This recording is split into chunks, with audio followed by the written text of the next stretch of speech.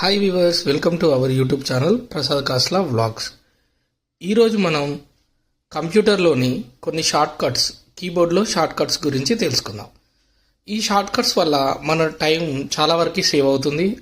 అలాగే మనం ఒక ప్రోలా అదవుతున్నాం, అంటే కొంచెం వర్క్ని కూడా ఫాస్ట్గా చేయడానికి అనుకూలంగా ఉంటుంది.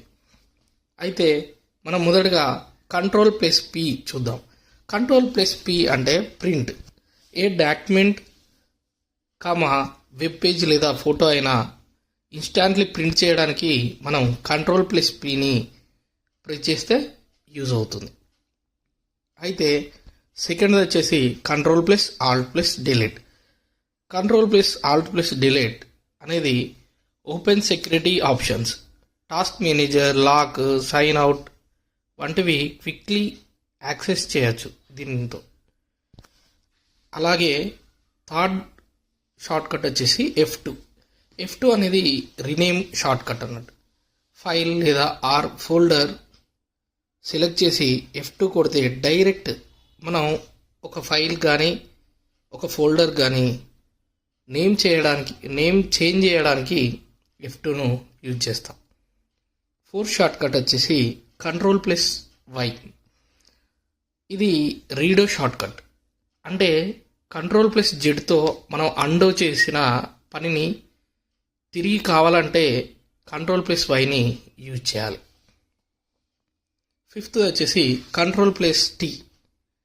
Ctrl+T అనేది ఓపెన్ న్యూ ట్యాబ్. ఒక కొత్త ట్యాబ్ని బ్రౌజర్లో ఓపెన్ చేయడానికి Ctrl+T అనేది యూజ్ అవుతుంది. వెబ్ సర్ఫేస్ వేగంగా చేసుకోవడానికి చాలా యూజ్ అవుతున్న షార్ట్ కట్ వచ్చేసి Ctrl+T. సిక్స్త్ వచ్చేసి Ctrl+W. Ctrl+W అనేది close current tab or window. కరెంట్గా స్క్రీన్ మీద ఉన్న ట్యాబ్ని కానీ విండోని కానీ సడన్గా క్లోజ్ చేయాలంటే Ctrl+W యూజ్ చేస్తే క్లోజ్ అవుతుంది. ఎక్స్ట్రా ట్యాబ్స్ క్లోజ్ చేసుకోవడానికి కూడా ఇది వెరీ యూజ్ఫుల్గా ఉంటుంది Ctrl+W అనేది. సెవెంత్ వచ్చేసి Windows+E.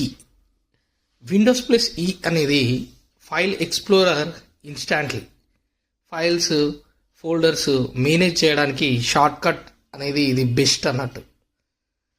అలాగే Ctrl+Shift+T ఎయిత్ షార్ట్ కట్ వచ్చేసి reopen the last closed tab. మనం ఒక ట్యాబ్ని బ్రౌజర్లో క్లోజ్ చేస్తే ఆ క్లోజ్ చేసిన బ్రౌజర్ని తిరిగి మరలా ఓపెన్ చేయాలనుకుంటే